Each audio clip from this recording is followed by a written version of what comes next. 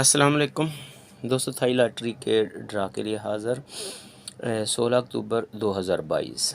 दोस्तों, मेरी वीडियो को अपने दोस्तों के साथ शेयर कीजिए, मेरे चैनल को सब्सक्राइब कीजिए, बेल आइकन के बटन को दबाएं ताकि मेरी हर आने वाली नई वीडियो आप तक पहुंचती रहे। दोस्तों, आइए चलते हैं रूट की तरफ। ये देखिए, क्लोज़ है 2 का, 2 से 1 कम किया, 1 का ख़ानदान 15 दिन बाद, 1 कम किया 2, 2 का ख़ानदान 15 दिन बाद, यानी ये 2 का ख़ानदान 92 लग गया, फिर 1 का ख़ानदान 94 लग गया, फिर कम किया 3 का ख़ानदान 48 लग गया। आज इससे कम किया 7, तो कहता 7 का ख़ानदान। ये 7, 8, 2 और 3, ये आंकड़े में मजबूरी है, वो कहता यहाँ पे खेलूँ। दोस्तों, मेरी एक वीडियो डिलीट कर दी गई यूट्यूब की तरफ से, तो उसमें मैंने एक आंकड़ा 2 बंडल दिए थे, दोबारा दे रहा हूँ। ये आखिरी पट्टी में, पहली पट्टी और दूसरी पट्टी में सेम ब्रोकर फिगर लग जाए, सेम ब्रोकर फिगर लग जाए, तो इसी में हमने आ जाना है 750 वाले थाई लॉटरी पे। तो इसका ये छठा फिगर 0 है, ये सिंगल क्लोज़ 3 फ़र्क का आंकड़ा। ये ऊपर 1 साल पहले ब्रोकर आंकड़े का फ़र्क 3-8 के ओपन के साथ, तो ये 30-5 का बंडल लगा।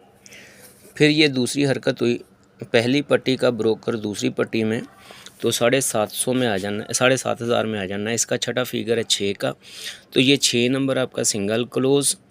1 साल पहले ब्रोकर आंकड़े का फ़र्क है 1-6 के लिंक के साथ क्लोज़ ही आएगा, तो 3 फ़र्क का आंकड़ा 96 3 लग गया। आज दोस्तों ये लग गया है 7 पहली पट्टी में, 7 दूसरी पट्टी में, तो ये पड़ा है 8 का सिंगल क्लोज़, और कह रहा है कि सेम डेट के ऊपर ब्रोकर आंकड़े का फ़र्क पड़ा है 5 0 के ओपन के साथ। जी दोस्तों, ये लगाया पहले उसने 30-5, फिर लगाया 96 3, तो आज हमारे पास क्लोज़ है सिंगल 8 का और 5 और 0 का ओपन के साथ, तो ये फ़र्क 3, तो ये 5 फ़र्क 3 का, ये 58 का आंकड़ा हो गया।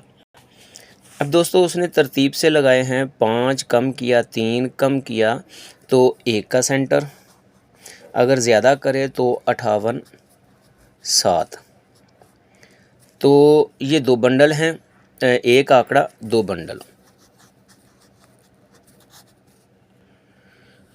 58 का आंकड़ा और 58 7 का बंडल। तो उसमें हमारे पास करंट में भी 7 8 2 3 का लिंक मौजूद है।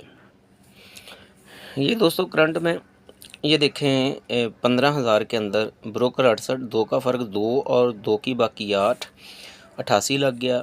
ये 18 है, 7 फ़र्क 7 भी की बाकी 3 7 39 लग गया। ये 17 ब्रोकर 6 फ़र्क 6 की बाकी 4 6 था 62 लग गया। आज ये है ब्रोकर फ़र्क 3 की बाकी 7, वो कहता 3 7 का लिंक, यानी कि ओपन की शक्ल में या क्लोज़ की शक्ल में।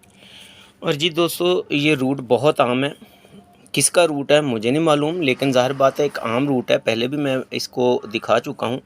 ये आंकड़ा लगा पहली पट्टी में, ये आखिरी पट्टी में, सेम डेट के ऊपर 81 वाला ड्रा खेलना है। 15 दिन पहले पड़ा था 1 का चौथा फिगर या बैक आंकड़ा 11 का, तो उसने 81 लगा दिया, फिर ये लगा 96, फिर ये लगा 96 आखिरी पट्टी में, तो सेम डेट के ऊपर ड्रा खेलना था, तो ये चौथा फिगर था 0 का या 60 का बैक आंकड़ा पड़ा था, उसने 50 6 लगा दिया। आज ये लगा हुआ है 38, आखिरी पट्टी में भी 38, तो सेम डेट के ऊपर हमने ड्रा खेलना है, तो पीछे बैक आंकड़ा लगा हुआ है 46 का और चौथा फिगर पड़ा है 6 का। ये देखिए दोस्तों, 81 2 लगा पहली पट्टी का आंकड़ा आखिरी पट्टी में, तो फिर ये 50 6 लगा। आज यहाँ पे हमने ड्रा खेलना है, तो ये जो करंट में लगा हुआ है 750 के अंदर 88 का आंकड़ा, 39 का आंकड़ा और 62 का आंकड़ा, 7 जमा का, 3 जमा का, 8 जमा का, उसने 7 3 और 8 जमा लगाई है, यानी एक ही ख़ानदान की जमा, तो उसके पास अब बाकी 2 की जमा बची है एक ख़ानदान में, 2 7 3 8 के। तो कहता 2 की जमा का आंकड़ा लगाऊं। करंट लिंक है हमारे पास 7 का, 8 का, 2 का, 3 का। और ये जो मैंने आपको लिंक बताए थे कि ब्रोकर आंकड़े का फ़र्क है 3, 3 की बाकी 7, तो ये भी हमारे पास लिंक है 3, 3 की बाकी 7।